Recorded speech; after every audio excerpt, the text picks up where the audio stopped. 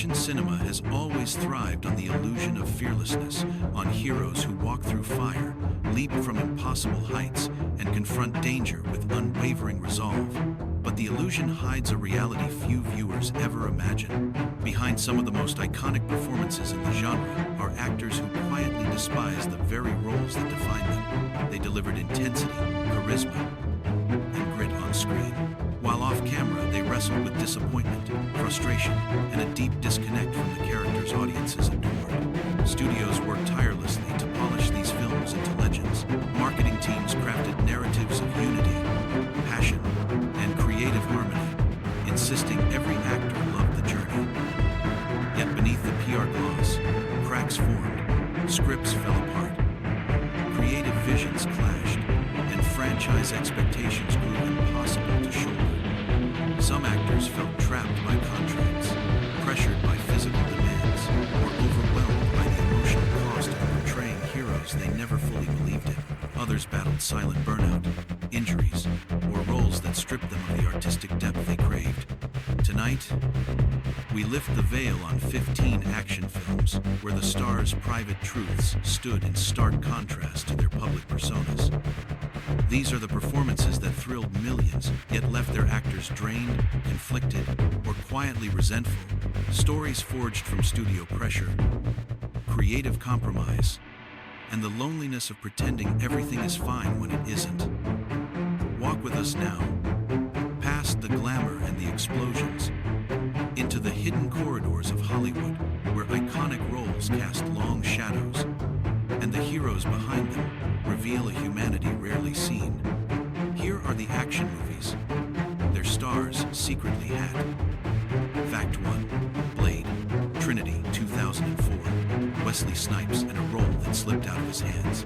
The third Blade film should have been a celebration of a franchise built on Wesley Snipes' sharp presence and unwavering commitment. Instead, Blade, Trinity became the moment he felt the character he helped define slipping away from him. From early table reads, Snipes sensed the creative tone drifting toward humor and ensemble storytelling, a stark departure from the darker, more disciplined identity of the first two films. That shift left him feeling sidelined within his own franchise, a frustration that grew heavier each day on set. Snipes' relationship with the production gradually fractured.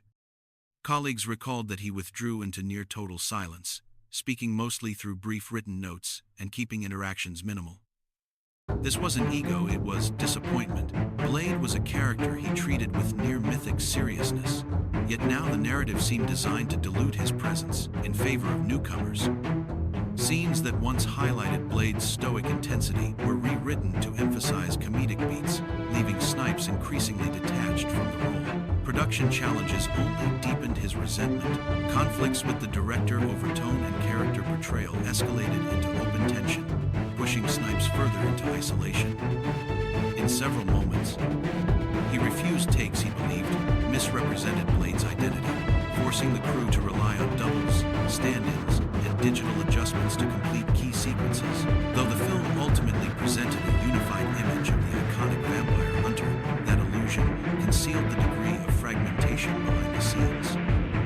When Blade, Trinity, finally premiered, Snipes offered little enthusiasm. He distanced himself from the project, viewing it not as an evolution but as the unraveling of a character he had fought to honor.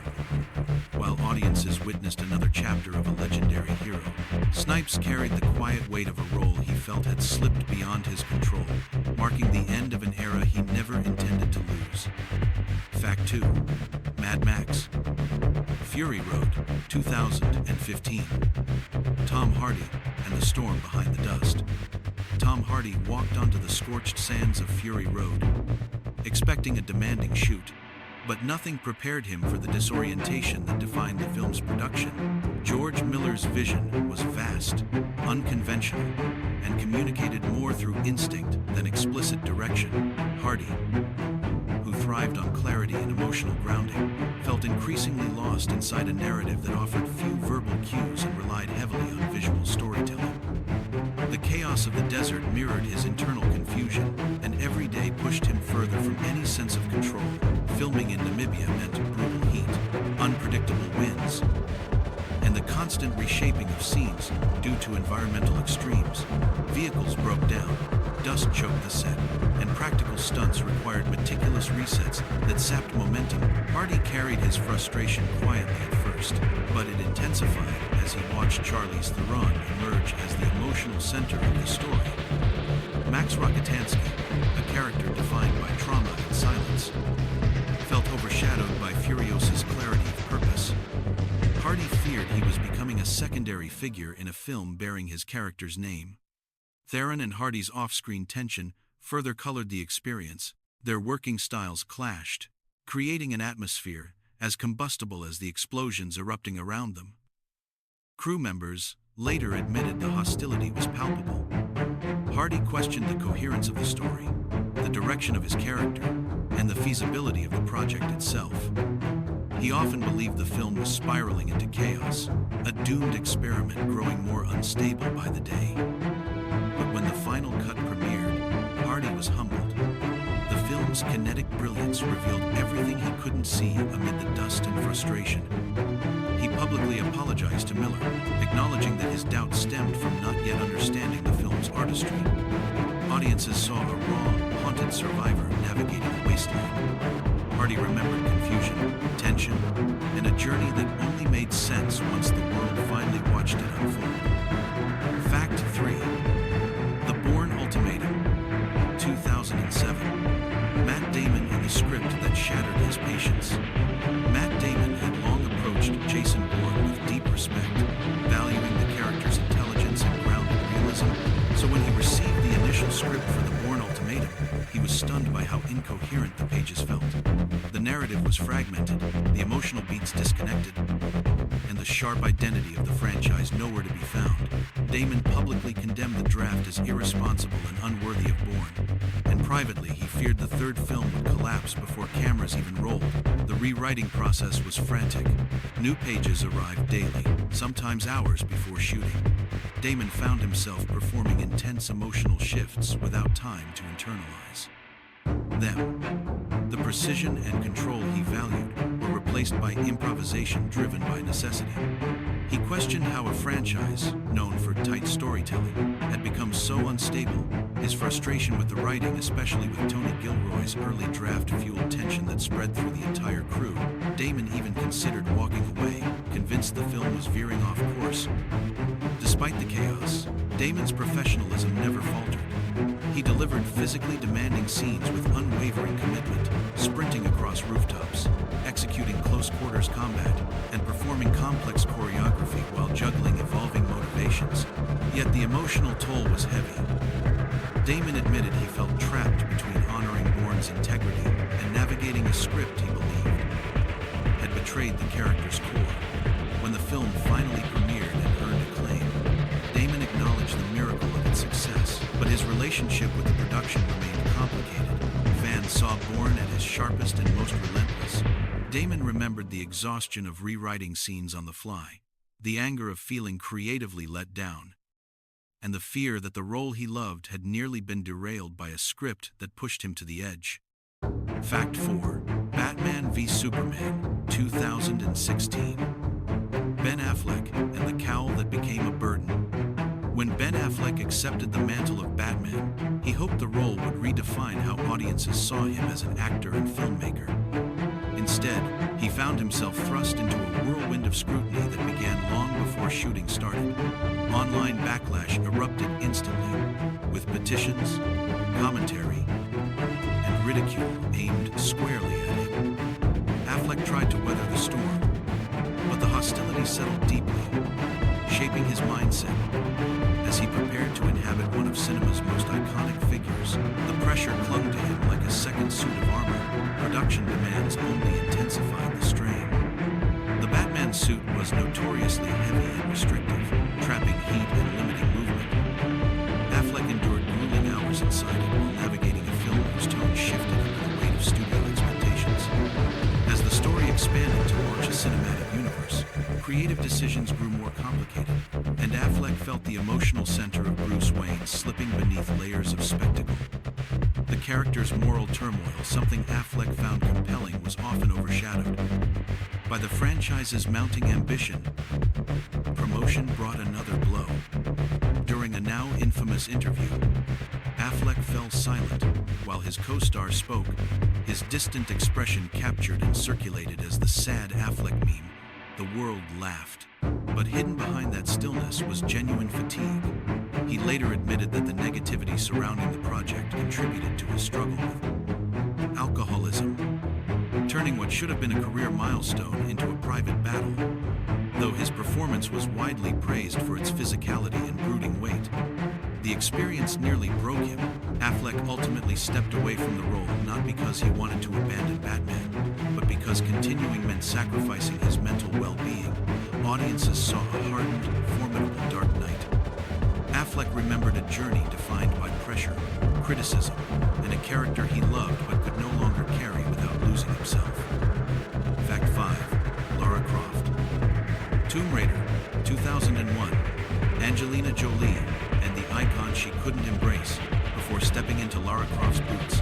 Angelina Jolie had built her reputation on emotionally charged performances rooted in pain, complexity, and human vulnerability. Lara, in contrast, was crafted as a glossy adventurer larger than life, stylized, and shaped by the male gaze.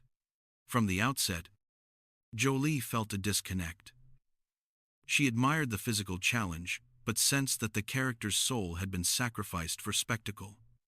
The script offered intrigue and mythology, yet provided little insight into Lara's interior life, leaving Jolie wrestling with a role that felt more manufactured than meaningful. Training for the film demanded months of rigorous preparation, weapons handling, wire work, and relentless conditioning. Jolie embraced the physical transformation, hoping it would forge a deeper bond with the character. But the more she mastered Lara's movements, the more she realized the emotional void at the center of the role. Promotional materials emphasized physique and glamour elements Jolie found increasingly at odds with her artistic instincts. Her personal life at the time was turbulent, adding another layer of difficulty. Filming across multiple countries under crushing schedules left her physically drained and emotionally brittle. She delivered the stunts with fierce commitment, but struggled to anchor the character beyond the surface. Jolie sensed the film was engineered as a franchise machine, rather than a story about a woman with a fractured past and complicated motives. By the time the sequel arrived, she returned professionally, but without enthusiasm. Once that chapter closed, she made it clear she had no desire to revisit Lara Croft. Audiences saw a charismatic, unstoppable heroine redefining video game movies. Jolie remembered a role that demanded everything from her body and very little from her heart. A character she portrayed with discipline, but never truly believed in. Fact 6. Spectre, 2015. Daniel Craig and the spy who wore him down. Daniel Craig revitalized James Bond by infusing the character with bruised humanity, but by the time he reached Spectre, the role had exacted a steep physical and emotional price. Years of punishing action sequences had left him battered. He tore knee ligaments, strained muscles, and pushed through chronic pain while filming elaborate stunts that required near constant precision. Every movement reminded him of the cumulative damage of 4 Bond films, each more demanding than the last. The psychological toll matched the physical strain. After the unprecedented success of Skyfall, expectations soared, and Craig felt the weight of delivering another groundbreaking chapter. Yet the script evolved endlessly, rewritten throughout production, as the studio sought to tie together the entire Craig-era mythology. Craig often filmed emotionally heavy scenes without a clear sense of their final context. The instability deepened his exhaustion, and he questioned whether he had anything left to give Bond. Living inside Bond's psyche amplified the burden. The character's emotional detachment, his isolation, violence, and suppressed grief, required Craig to occupy a mindset that became increasingly draining. Off-camera, he spoke candidly about feeling creatively trapped inside a persona who allowed little vulnerability. The glamorous illusion of Bond stood in stark contrast to the inner weariness Craig experienced daily. When filming wrapped, his now famous comment saying he'd rather harm himself than return, as Bond reflected not rebellion but complete depletion. He eventually returned for one final film, but Spectre marked the breaking point where the role shifted from triumph to torment. Fans saw a polished, lethal agent navigating global chaos. Craig remembered pain, fatigue, and the realization that Bond had consumed more of him than he ever intended to give. Fact 7. Speed 21997. Sandra Bullock, in the sequel she knew would sink. Sandra Bullock returned as Annie Porter not out of excitement, but because another project she cared about required her commitment to Speed 2. From the earliest days on set, she sensed that the lightning in a bottle energy of the first film couldn't be recreated. The gritty tension, the tight pacing, the organic chemistry, all of it had been replaced by a sprawling storyline set aboard a slow-moving cruise ship. Bullock felt the heart of the franchise had drifted out to sea long before cameras rolled. Her frustration deepened as filming continued. The script lacked urgency, and Annie, once a relatable everywoman thrust into chaos, had devolved into an unfocused character navigating forced, comedic beats. Bullock tried to inject sincerity into scenes that felt hollow, but the emotional core simply wasn't there. She later admitted she knew the movie wasn't working, even as she smiled for promotional photos and fulfilled her obligations. The production itself became a test of endurance. Shooting on a ship created constant delays, unstable conditions, and endless resets. As the crew struggled with technical limitations, Bullock endured long days, surrounded by noise, water, and mechanical complications. Though she maintained her professionalism, the environment only highlighted how disconnected she felt from the film's direction. She carried the weight of a sequel that never found its pulse. When the movie finally released to overwhelming criticism, Bullock wasn't surprised. She admitted publicly that she regretted the decision, calling the film a misstep she wished she could undo. Audiences saw her navigating a massive maritime disaster. Bullock remembered a project defined by frustration, obligation, and the lingering feeling of being trapped inside a sequel doomed from the start. Fact 8. Alien, Resurrection 1997. Winona Ryder and the role, Lost in a Strange New World. Winona Ryder joined Alien, Resurrection, hoping to contribute to a franchise known for its psychological depth and atmospheric terror. She found herself immersed in a film whose tone veered wildly from the haunting legacy of its predecessors. Her character, call a rebellious synthetic with hidden motives, was written with contradictions that left Ryder unsure how to anchor her performance. The more she searched for Call's emotional truth, the more elusive it became. Director Jean-Pierre Jeunet's surreal style added to her disorientation.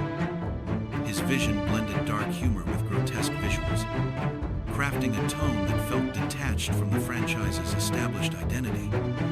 Ryder respected his artistry, but struggled to reconcile the whimsical eccentricity with the grounded fear that Alien films had always embodied. As scenes unfolded with exaggerated creatures and offbeat dialogue, she realized she was acting inside a world that didn't behave by the rules she expected. Her attempts to reshape Call's emotional arc often clashed with the film's stylistic priorities. And though she cherished working alongside Sigourney Weaver, even Weaver acknowledged the story's odd, shifting nature. Ryder felt increasingly stranded, performing inside a narrative that offered little space for authentic connection.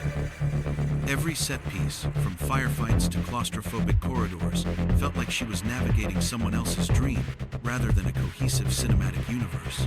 In later interviews, Ryder admitted she never fully understood what the film was trying to say. While fans debated its cult value, Ryder remembered the experience as a creative struggle. Audiences saw a mysterious synthetic fighting to save humanity. Ryder remembered confusion, tonal whiplash, and the sinking realization that her character belonged to a world she could never quite grasp. Fact 9. Red Sonja, 1985. Arnold Schwarzenegger and the movie he never meant to lead. Arnold Schwarzenegger stepped into Red Sonja under the assumption that his role would be small, a brief support to elevate the film's titular heroine. But as production unfolded, he realized he had been drafted into something far larger.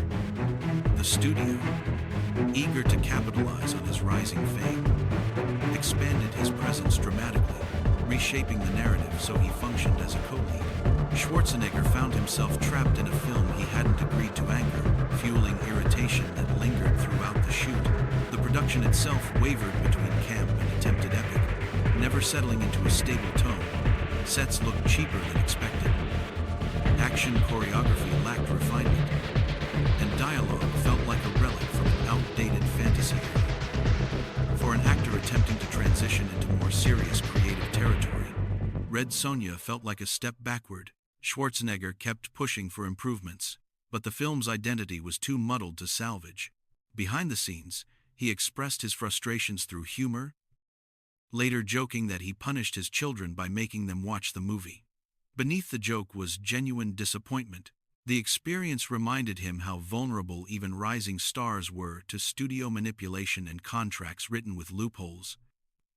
He fulfilled his commitments, but the spark that fueled projects like Conan the Barbarian was nowhere to be found.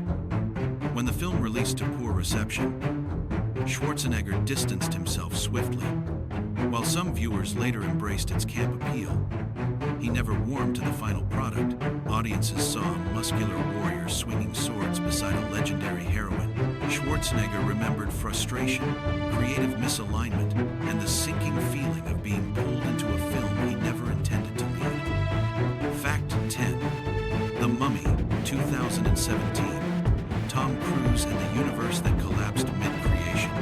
Tom Cruise entered The Mummy with the weight of an entire cinematic universe resting on his shoulders. Universal hoped to build the dark universe around him, positioning the film as the first chapter in an interconnected franchise of modernized movie monsters. But from the earliest stages, the project revealed cracks. Scripts were repeatedly rewritten, tones shifted from horror to adventure to comedy, and Cruise found himself navigating a story that seemed to reinvent itself daily. He valued structure and narrative precision, yet The Mummy was defined by instability. Cruise's involvement became increasingly hands-on, not out of ego, but because the film's foundation felt shaky.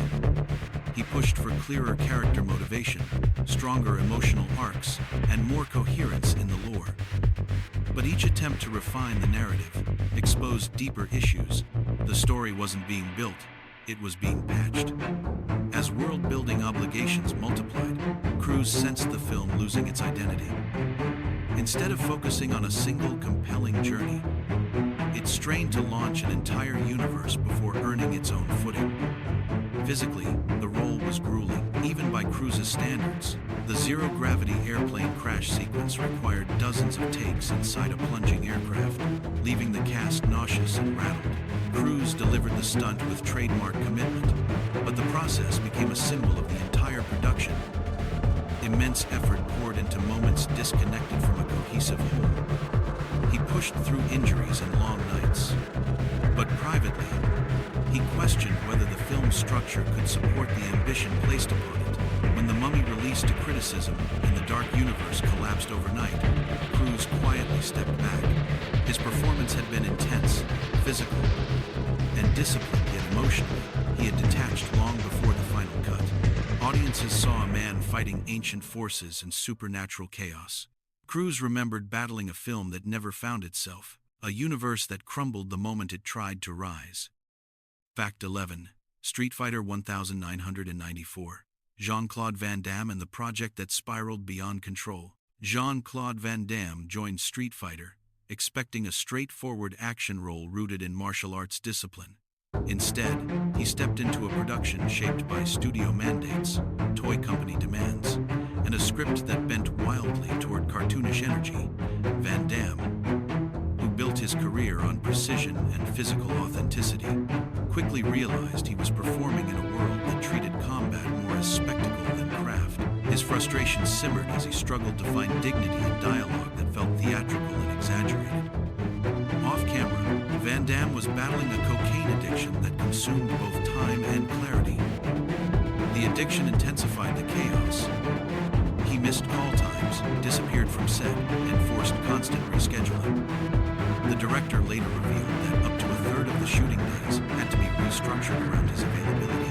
What should have been a disciplined performance became an exercise in damage control, with the crew rewriting scenes simply to keep the production moving. Van Damme also bristled at the choreography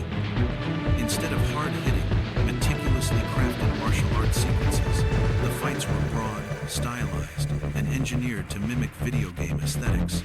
He felt the physicality he was known for, the splits, the high kicks, the fluid, controlled brutality had been reduced to parody.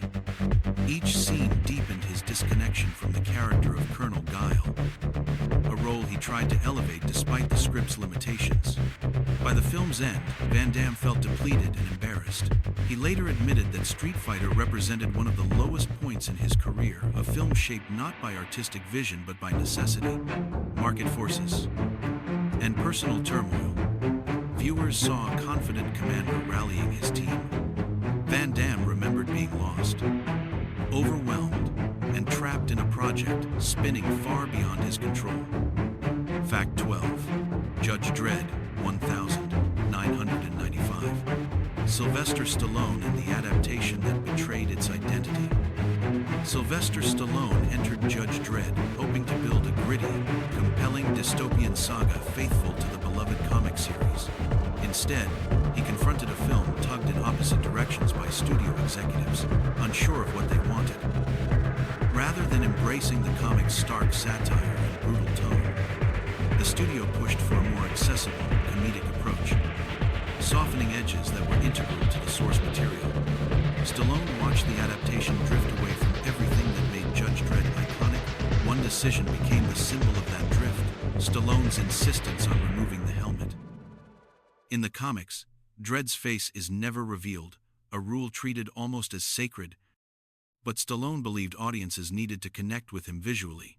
Fans reacted with outrage, and even during production he sensed how deeply the choice alienated comic loyalists. The further filming progressed, the more Stallone realized the adaptation was losing the moral weight and thematic sharpness that defined the character. The tone grew increasingly inconsistent. Scenes designed for gritty action collided awkwardly with comedic supporting characters, creating a film unsure of its own identity. Stallone tried to pull the project towards seriousness, raising concerns about dialogue, set pieces, and character motivation, but the conflicting creative visions left the film tone-deaf. Frustration mounted as the story slipped further from the grounded, gritty world he had envisioned. After release, Stallone was candid about his disappointment, calling the film a missed opportunity undermined by tonal confusion. Audiences saw a futuristic lawman wielding justice in a towering metropolis. Stallone remembered compromise, stacked upon compromise, an adaptation that abandoned its own foundation and left him carrying a role that no longer resembled the character he set out to portray. Fact 13. Elektra, 2005. Jennifer Garner and the obligation she couldn't escape. Jennifer Garner's return as Elektra was never rooted in artistic desire. It was the result of a contractual clause born from Daredevil. Though she respected the physical challenge, she entered the project with a sinking awareness that the script lacked cohesion, emotional truth, and the complexity the character deserved. Elektra, a figure defined by tragedy and inner conflict, had been flattened into a stylized assassin, burdened by mystical lore that never fully connected. From early rehearsals, Garner sensed she was stepping into a film that didn't understand its own heroine. Training became her anchor. She dedicated herself to say work, acrobatics, and intensive martial arts drills, hoping the physical embodiment of the character would spark something deeper. But the story beneath her movements remained muddled. Scenes hinged on vague prophecy, unclear motivations, and side characters whose arcs evaporated as quickly as they appeared. Garner pushed for emotional clarity, yet the script shifted constantly, undermining her efforts to shape Elektra into a grounded, tragic figure. Production days stretched into long, weather-beaten shoots that left her exhausted. Reshoots and rewrites further muddied the film's direction, and Garner often felt she was performing inside fragments of multiple movies stitched together. Crew members described her as disciplined but distant, committed to delivering professionalism, even as her belief in the project slipped away. After release, Garner made no attempt to hide her feelings. She admitted the film was not one she would have chosen and expressed regret that Elektra's potential had been lost in execution. While fans saw a lethal warrior battling supernatural forces, Garner remembered obligation, creative frustration, and the heavy realization that some roles demand dedication even when inspiration never arrives. Fact 14. Catwoman, 2004. Halle Berry and the character that deserted its own legacy. Halle Berry approached Catwoman, searching for a role that could harness strength, sensuality, and emotional depth. What she encountered instead was a film adrift from the very mythology that made the character iconic. This Catwoman was not Selina Kyle, but an entirely reimagined figure placed in a storyline that teetered between camp and melodrama. Berry recognized early a profound disconnect between the script's ambitions and its execution. Yet, once committed, she threw herself into the physical preparation with characteristic intensity. The choreography demanded agility and daring, but the emotional beats felt hollow. Scenes leaned heavily on stylized movement and exaggerated villainy, leaving little room for authentic conflict. Berry attempted to inject nuance into a character written with uneven motivations, but the film's tone shifting unpredictably between dark fantasy and glossy absurdity undermined her efforts. She often found herself performing moments she knew audiences would struggle to take seriously. As filming progressed, Berry grew increasingly aware of the production's flaws. The costume, while visually striking, reinforced the film's disconnect from grounded storytelling. Dialogue she believed could be revised remained intact, and despite her attempts to steer the character toward emotional honesty, the creative momentum pushed relentlessly toward spectacle. Her frustration simmered beneath her professionalism, culminating in a performance that bore the weight of a film working against itself. When Catwoman was released to harsh criticism, Berry confronted the failure with disarming candor. Her Razzie Award acceptance speech, equal parts humor and truth, made clear how deeply she disliked the final product. Audiences saw a stylized vigilante prowl through neon-lit alleys. Berry remembered artistic misalignment, compromised storytelling, and a role she ultimately refused to defend. Fact 15. X-Men: The Last Stand, 2006. Hugh Jackman in The Wolverine Who Lost His Soul. Hugh Jackman had spent years cultivating Wolverine as a character defined by emotional torment, loyalty, and raw vulnerability. But The Last Stand unfolded under rushed conditions that stripped away much of the nuance he had worked to build. With the departure of Bryan Singer and the pressure to deliver a massive crossover event, the script ballooned into a collage of intersecting character arcs, many of which overshadowed Wolverine's emotional journey. Jackman felt the heart of the character slipping beneath layers of spectacle. Major storylines, particularly the tragic bond between Wolverine and Jean Grey, were condensed into scenes too brief to capture their complexity. Jackman pushed for depth, but the film's accelerated pace left little room for quiet, reflective moments. Action set pieces dominated the schedule, demanding weeks of grueling choreography that gave him minimal recovery time. The physical exhaustion was intense, yet it was the emotional emptiness that troubled him most. He sensed Wolverine being reshaped into a broader action archetype, distancing him from the haunted loner audiences had grown to love. Internal conflict, moral questioning, and the ache of unspoken desire were traded for fast-moving plot mechanics. Jackman remained committed, but privately he lamented how little the film allowed him to explore Wolverine's inner world. Though the movie achieved commercial success, Jackman later expressed disappointment in its direction. Only years later, with Logan, did he feel he finally restored Wolverine's depth and dignity. Audiences saw a feral hero battling for humankind's future. Jackman remembered a performance forced through pressure, compromise, and the haunting realization that the character's soul had nearly been lost. Bonus fact: Die Hard 1988. Bruce Willis in the role he feared would break him before it made him a legend. Before Die Hard became a genre-defining masterpiece, Bruce Willis entered the production carrying doubts heavy enough to eclipse the explosions and high-stakes action awaiting him.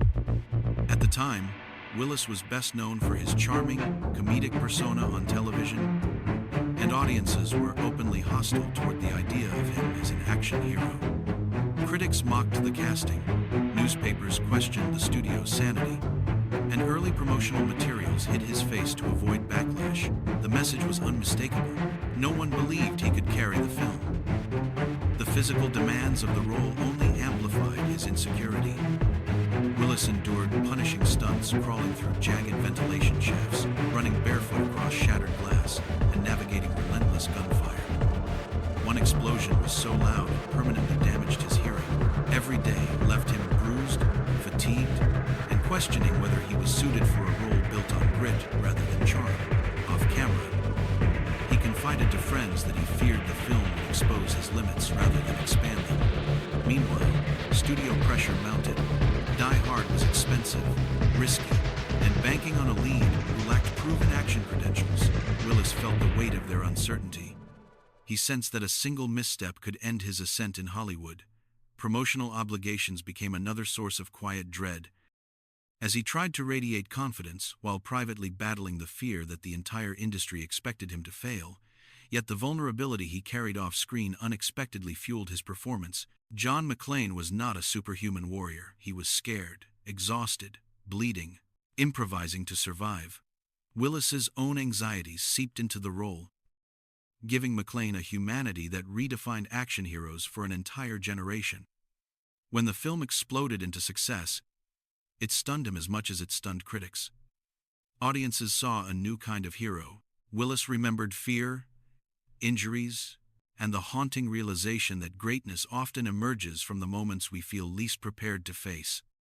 Behind every explosion, every chase, and every fearless stare into danger, there is a human being navigating pressures far beyond what the camera reveals.